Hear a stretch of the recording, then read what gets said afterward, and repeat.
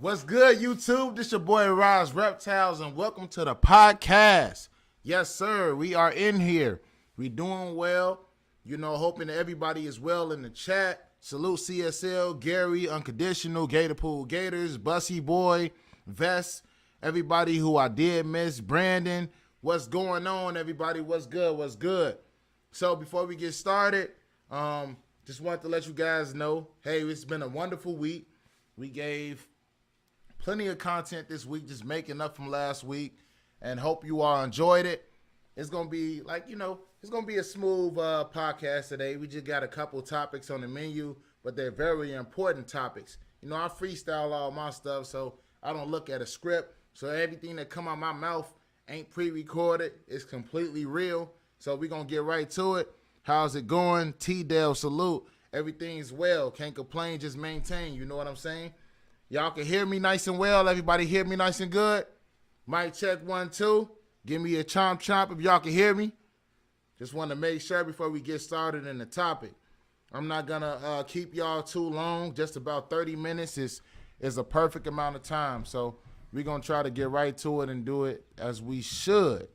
So, see what everybody's saying in the chat. Don't want to waste nobody's times. And yeah, okay, happy free day. Oh, happy Friday, y'all. It's 420. Hey, salute, my brother. Yes, sir. Yes, sir. Feel that. You already know. It's murder. Cold-blooded. Salute. All right. Chomp. So we all good. All right, so I ain't going to hold y'all too long, so we're going to get right to it. Got 14 people in here, 16 people, whatever. It's constantly going up. But first thing first, you guys wonder, Najee, salute. First thing first, you guys wonder why some of your favorite channels, they may disappear or they may stop posting. There are numerous reasons why, but the main reason is strikes on YouTube, right? So when you are a YouTuber, there are certain guidelines you have to follow or you get penalized for it. And unfortunately, some of the guidelines, they're kind of like contradictions for real. So if anybody really tries to report you or report spam or anything of that nature, every so often they'll take the video down or they'll give you a strike because they're like, hey, somebody notified us of this. We feel like you violated our terms. Now, I can't say all the time, but sometimes, you might have violated it. Sometimes, maybe, just by a mistake. But majority of times, it's never the case. So your favorite channels, they only get 3 strikes and they're out, right? So when you get only 3 strikes, the unfortunate part for you is that everything you put up, everything you done, no matter what you got, it's all destroyed. Literally. Nobody can find you. Videos gone. Nothing pre-saved. Ain't nothing you could do. Now, what most people try to do, they try to appeal a video that was either taken down or a limited ad or things like that. And sometimes they win, sometimes they lose, but it depends on the explanation. Now, in terms of live feeding videos, here's the issue. Because I've seen a lot of comments like this, and I've talked to a few individuals who went through this, and some individuals also had their channels taken away, and they had to make completely new channels, or some people just gave up and didn't do anything at all and said, forget it, I'm going somewhere else. So what usually happens, hey, appreciate it, this hat cold, this real wood. But anyway, what usually happens is people, they'll get a couple strikes and they'll go ghost. They'll disappear. They say, all right, I'm going to let the channel lay low. And that's our way. That's really the only way they can protect themselves or ourselves, right? And you have to wait till a couple strikes or one of the strikes even fall out before you continue to post. So the problem is with this is that like us YouTubers, we try to, of course, give you the contents you guys want to see, as well as educate you guys in our own way, as well as in the reptile hobby perspective. We also want to make sure that our animals get the necessary care and they're getting the feedings. We're giving them a variety of things like that. So, for example, just keeping it all the way real with you guys. So we get a lot of comments of people who ask for rabbit feedings, ducklings, things of that nature. And I have no issues with any of those, especially for this big girl right here. Now, the issue with it is that rabbits rabbits are, of course, very good for your reptile, depending on the one you're feeding it to, and it has a lot of meat on it. The other issue is that bunnies, a lot of people consider it cute.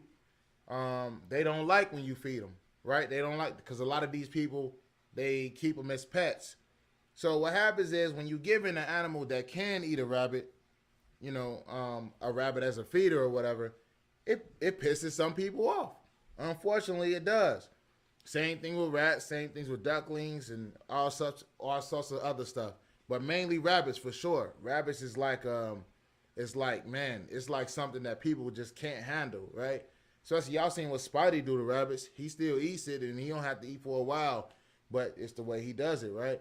So people get upset at that, and what usually happens is you get a gang of people who gang up on that channel and they start to immediately press that report button, or they try to bash that person.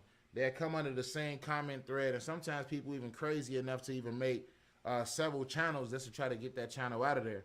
Now, this doesn't always work in their case, of course, but sometimes it does. And it's very unfortunate because some of the dopest channels that's around, these guys, they get strikes or their channels get taken down, and they no longer can provide content for you guys. And that can completely happen to me too. But the issue is that when you guys ask for these type of videos, you got to keep in mind of what type of, and I have to say risk here, because the channel is what y'all come to view what we are doing, what type of risk you're putting on the channel. Now, people don't think about that because they want to see what they want to see. For whatever reason you want to see it, but of course, we have to keep it educational. That's the main reason we do it. Can't speak for everybody, but that's the main reason I do it. So here's the thing. There has to be a solution. There has to be a solution here if we're going to continue to do feeding videos, if we're going to continue to try to educate people on anything from maintenance to handling to anything of that nature. You guys got to learn to stick together, not just in the comment section, but pressing that like button and, sharing the video in a positive manner. We don't want to see the insane, weird comments of people talking about, the rat balls, for example. A lot of these people do that. You don't want to see anything like, kill that animal or words of that nature, because what happens is it not only triggers the people who don't like what they see, who don't understand nature, don't understand feeding natural, whatever you want to call it.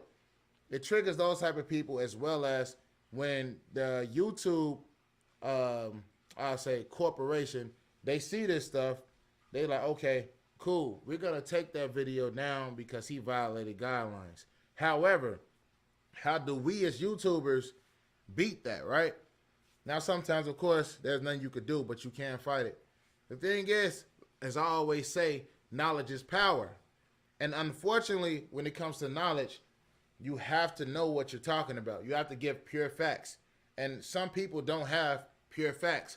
They don't really even know the reason why they're even feeding reptiles live in the first place, or whatever they posting. They don't even know the pure reason why they doing it, the educated reason, right? So from our perspective, every video you post, you have to have an explanation for it. I don't care if you posting a video of somebody doing a backflip and you trying to teach somebody how to do a backflip. You have a reason for uploading that video. So if that video gets taken down, it's on you as the actual YouTuber or videographer, whatever you want to call yourself, to actually be able to explain what's going on in the video and be able to relate it into real life, and not when in a fictional setting.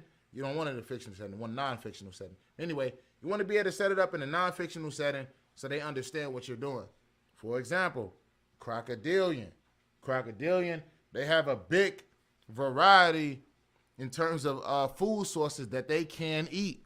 And a lot of people don't understand that when mine get big enough, he's going to be eating rabbits. He's going to be eating ducklings. He's going to be eating, he can eat ducklings now, as you guys seen.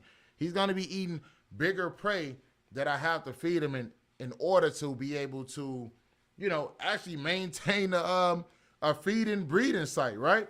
So let's see, drive safely. Okay.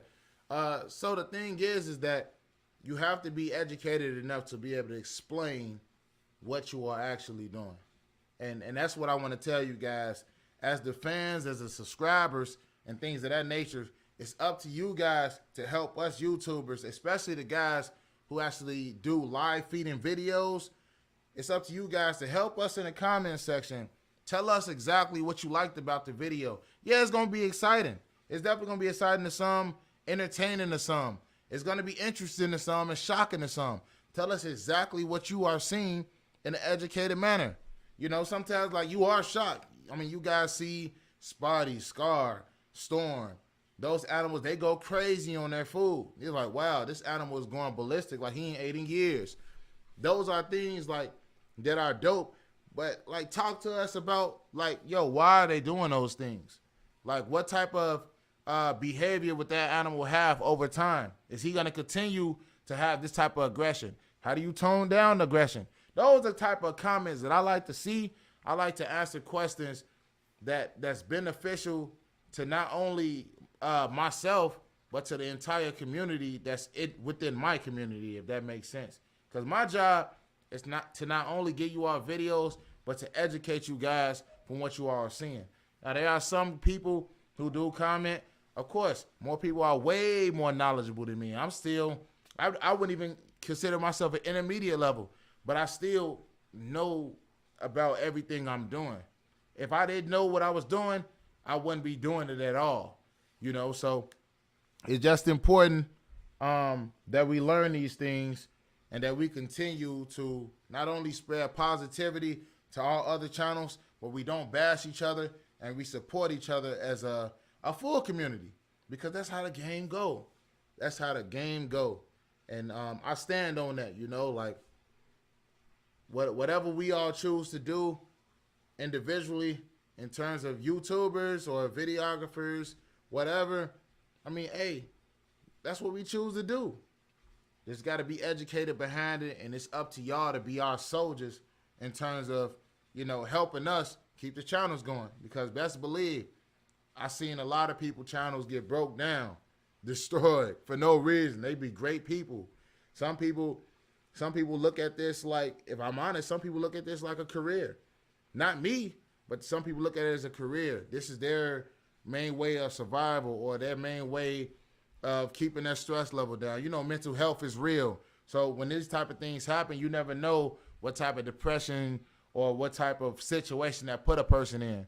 But, you know, I just want to let you guys know that type of thing. He said, I think a lot of people feel that it is unnecessary cruelty to feed live. Personally, I think that if it benefits the reptile, then do it. Exactly. Like, yeah, that's the issue. That's the main issue, actually. They feel like, a lot of people feel like, okay, why do an animal have to eat live? He's in captivity. There's no reason he should be eating live. He's this way. Yo, you're feeding the animal a live prey that he wouldn't be able to catch in the wild. It's a lot of not only just false narratives behind it, but also biasness, because you got to think about it. Some of these people, they own some of these creatures. I know a lot of people who have rats as pets. I consider some of my breeder rats pets. You know what I'm saying? But there's some people who get that feeling like they can't balance it. They can't own a rabbit and feed a rabbit off. They can't own like some fish and feed fish. Like, it's crazy. Like, you have people who are really bonded to what they have or what they are used to seeing, so they're not able to process what's going on. Instead, they look at the person who's making the video as the bad guy, not realizing that if you feeding your animal live, there is no issue with that. As long as you're monitoring them. Some animals won't take live at all. Some animals you got to force pre-killed upon them and train them to really eat that way. You don't have to do that either. But again, there's no issues with both. If you prefer the CO2 method, if you're one of those people who hit the animal upside the head or bang it against the wall, make it dizzy and all that, throw them in there, that's your method. I mean, I don't do that. I mean, I feel like that's completely unnecessary. Like, there's people who will take a rodent, they'll hit it on the table or hit it on the object, make the animal disoriented, throw it in there with the prey, with the predator, he eats it then. I don't got to do all that. You got people who, who actually, like, what I'm saying, they CO2 their own rodents, which is fine. But there's other people who actually sell rodents frozen that they actually CO2, same process, but they still sell live and they sell pre-kill. There's no issue with both. If I'm honest, if you only have a couple reptiles, you don't have a lot of reptiles like me, you don't have to feed live if your animal will take it. Because the thing is, you got a little deep freezer, you can buy a couple rats in bulk of that size that animal eat, and you won't have to worry about going out to get any rodents for months. That's very beneficial. Or if you have a picky eater who like, all right, he only tastes live, then hey, it at least saves you a trip to the pet store. All right, you don't have to buy tons of rats or have to breed all these rats and provide food and cleaning. You can just go to that pet store, get a rat for that time. Boom, the animal don't have to eat for a week to a week and a half to 2 weeks, depending on the species. It's just very interesting how this stuff works. Let's see what you all say. I've owned pet rats and loved them, but have to respect the natural food chain. Reptiles need live feeding to have healthy enrichment. Exactly. Balance, baby. You already know. Facts, but it all depends on the preference. If they don't like live feeding and don't want to do it, then we shouldn't knock them for it. Exactly. It's all the same thing. If you don't want to live feed, that's completely fine. Again, they're both the same to me. They both have pros and cons to both.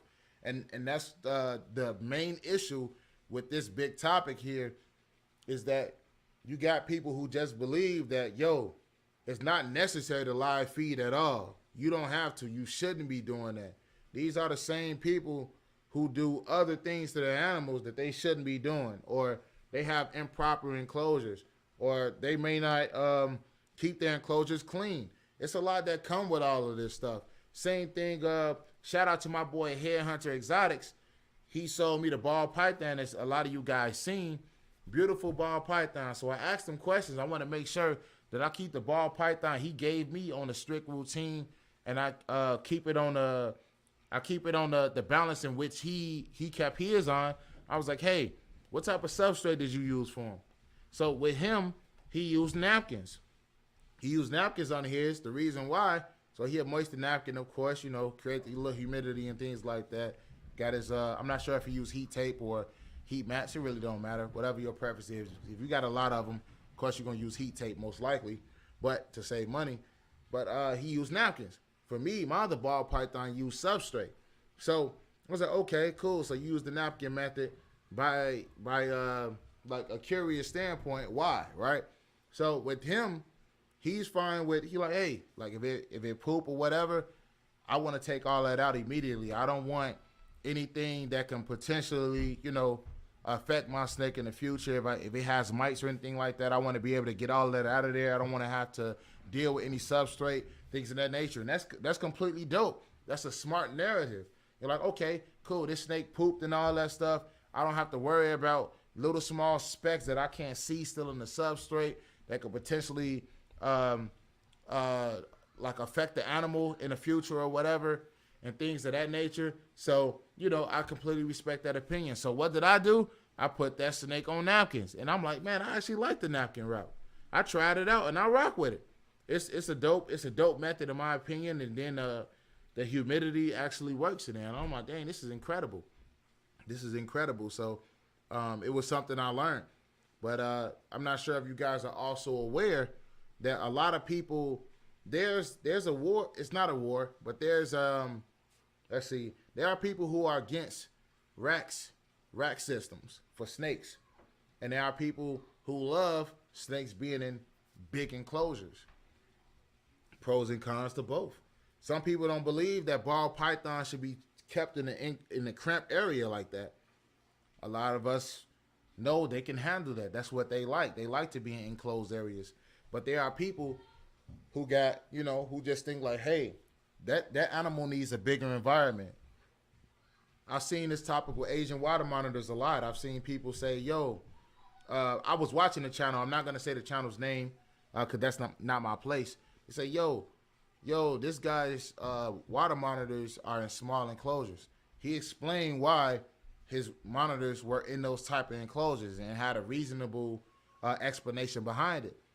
It's all gonna be opinion based. If that animal is happy, let that animal be happy. Your opinion won't be needed at that point as long as that animal is taken care of. It's all about preference. Let's see what you guys say.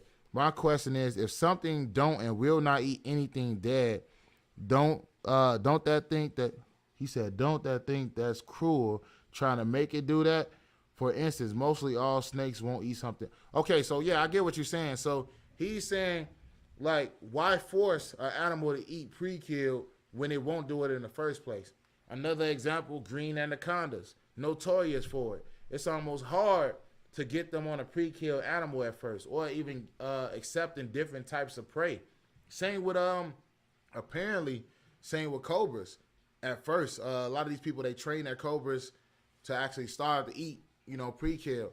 But if you think about it, I mean, some people force feed it to start it off, and I don't want to say it's cruel, but I can understand why somebody would say that. I can understand why, because it's like, yo, you forcing an animal to eat something dead that it doesn't want to, but at the same time, you're training them to do it because you don't feel comfortable feeding them live. But eventually, what if you can't do it? There are some animals who just won't do it.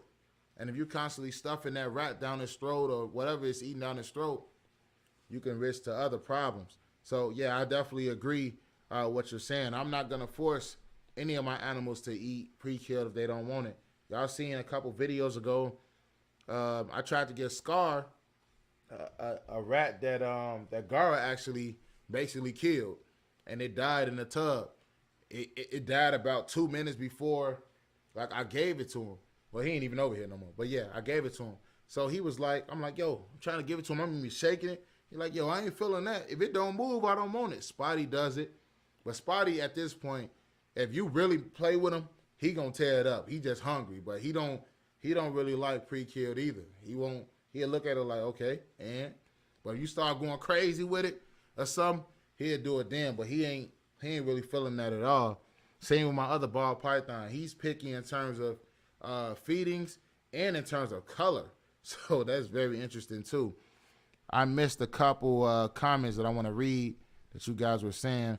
I'm lucky, man. My monitors and boards only eat thawed, but I have absolutely zero issues with an animal eating the natural way. Exactly.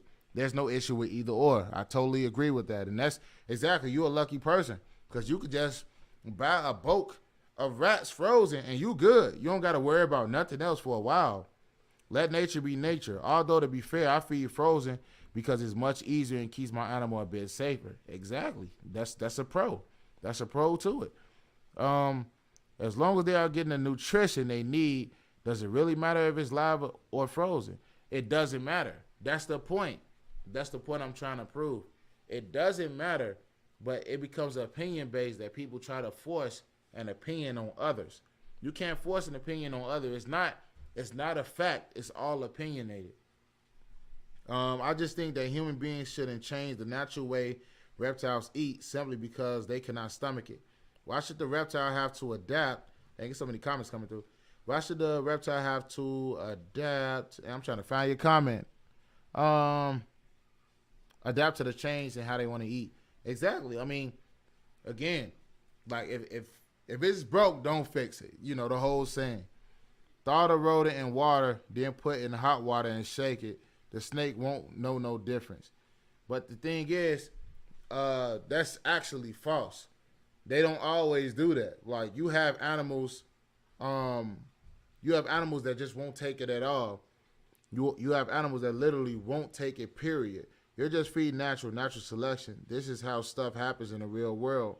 And that's the thing. It happens in the real world, correct. So other people's excuses is, this is captivity. This is not the wild. But you have to understand, this is a fact. There are some animals who just won't take it. Yes, you can force it. You can force it, but why? Let's see. I'm just trying to read a couple of you guys' comments. Reptiles have been around for thousands of years, and if their diet is live, then it's live. Facts. I don't know about anyone else, but I like fresh food, not food reheated in water and whatnot. Hey, I hear you. Taco salute. I have no issues. I used to raise rabbits for meat. I never took my meat, peeing rabbits to a slaughterhouse. You do it yourself. That's much respect. And oh no. Somebody misinterpreted what I was saying. Somebody said, "Are you gonna stop live feeding channel?" No, that wasn't. I know a lot of people are just popping up in here. That's not the purpose. That's not the purpose of this conversation. It's not necessarily about me, but it could be about me in terms of the future if it does happen. But it's about protecting the channels from negative opinions that want to get this type of stuff off the internet. Now there's a fine line between people who are doing it for sick reasoning and people who don't, and people who are actually educated with the topic. It's a complete whole different setup. Like we do the chomps, we do all of that. Like those are just slogans, it's hooks. But we educated in this. This is what we do. Hey, appreciate the super chat. Look at those pretty new PVC enclosures. Doing a big enclosure setup change. We'll send pics after. Hey, sounds good, man. I look forward to seeing it. I appreciate that super chat again. Venom Pool, salute Angela Anthony. Yes, sir. Let's get it. But yeah, so that was my main point of the day. And I know I spent a little extra time on that subject. But before I go, I just want to touch up on beginner reptile owner mistakes. As you guys can see that in that corner right there. That's a thermostat, right? That thermostat is meant to regulate the temperatures in both of these PVC enclosures. And all of my other enclosures have them too. If I got heat lamps, if I got heat panels, if I got heat pads. Heat lamps cool, but I still wanted to make sure my temperature's right. But the heat mats and things like that, I have to make sure they have thermostats, because you don't know. As for beginner owners, they don't. A lot of people I've seen, it's a common mistake. They'll plug in that heat mat, right? Don't put no thermostat on it or anything like that. They don't know how hot it's getting. If it's getting over 96 to 92 degrees, if it's getting under that, if it's too cold. So you want to make sure you get a thermostat so you can regulate that temperature of the animal, because you could potentially be taking a lot of heat away from that animal. It's very important. A lot of people think it's unnecessary when they first start out because they don't know what's going on. Then they have issues where their animal won't eat. Their animal's still cold. Their animal is just acting strange. It's not even moving the same. Main thing is temperature. A lot of people say, yo, my animal's doing this and that. It's because of the temps. Cockroach business in a foul fight.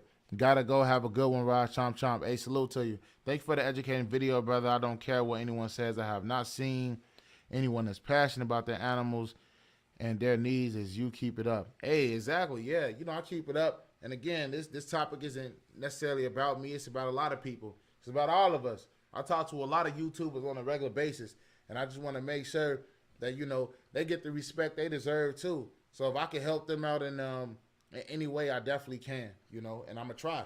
But on another note, like I was saying about the beginner reptile mistakes, it's just important, common mistakes, not having a thermostat. You're risking burning up your animal, if I'm honest with you. Not getting enough heat. Like, I've seen thermostats go crazy, catch on fire. I actually know a person that actually happened to who actually works for PetSmart, and that happened to her, I believe, last year, which was interesting. Before that, I thought it was a myth, but it happens. She made a mistake, and she actually worked in an animal place. Crazy, but it happened. I hope she ain't watching this video, because I did not mean no disrespect, but she did it. She made that mistake. Another common issue, a big common issue. I'm trying to speed it up because my computer is about to die.